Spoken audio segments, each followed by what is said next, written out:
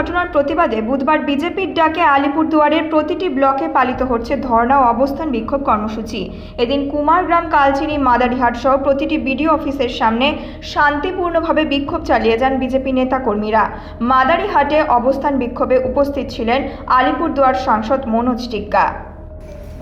দেখুন, যে 9 তারিখ আরজিকর মেডিকেল কলেজ এবং হাসপাতালে যে ঘটনাটি ঘটেছে তারপর থেকে ভারতীয় জনতা পার্টি পশ্চিমবঙ্গ লাগাতার আন্দোলনে আছে। আপনারা দেখেছেন যে একের পর এক শ্যামবাজারে ধর্ণা প্রদর্শন, ধর্মতলায় ওয়াই চ্যানেলে ধর্ণা প্রদর্শন এবং আপনারা দেখেছেন যে 2 তারিখে ডিএম অফিস ঘেরাও হয়েছে, 28 তারিখ বন্ধ হয়েছে।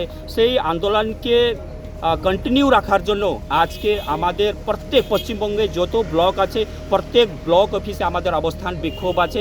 তেমনি আজকে মাদারিহাটেও অবস্থান বিক্ষোভ চলছে। আমাদের কার্যকর্তারা, আমাদের পার্টি কার্যকর্তারা এখানে আছে এবং যতদিন অভয়া বিচার পাবে না ততদিন ভারতীয় জনতা পার্টির আন্দোলন বিভিন্ন স্তরে আমাদের চলবে।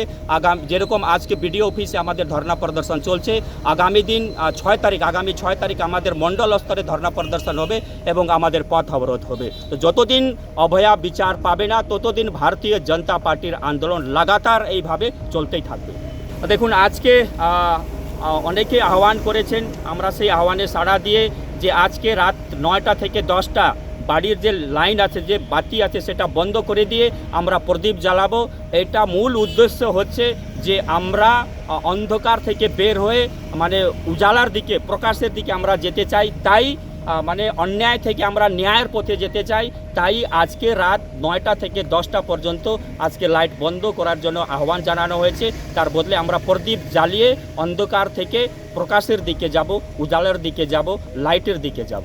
দেখুন, আমরা যে 2 তারিখ আমাদের যে ডিএম অফিস অভিযান ছিল, সে ডিএম অফিস অভিযানে আমাদের শান্তিপূর্ণ মিছিল ছিল। আমাদের সেখানে কিন্তু পুলিশ যেভাবে কাঁদানি গ্যাস, জল কামান এবং লাঠিচার্জ করেছে, ঠিক আছে, এটা পুলিশ প্রশাসন আলিপুরদুয়ারে অশান্তি ছড়াতে চায়।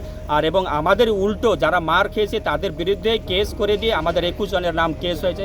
আমরা এসপি সাহেবকে বলবো যে এটা বেআইনিভাবে আমাদেরকে এফআইআর করা হয়েছে। যদি আপনি এই কেসটা না তোলেন তাহলে কিন্তু আগামী দিন ভারতীয় জনতা পার্টির আন্দোলন তীব্রতর হবে। আরও তার 2 গুণ 4 গুণ লোক নিয়ে আমরা কিন্তু ডিএম অফিস আর এসপি অফিস ঘেরাও করব।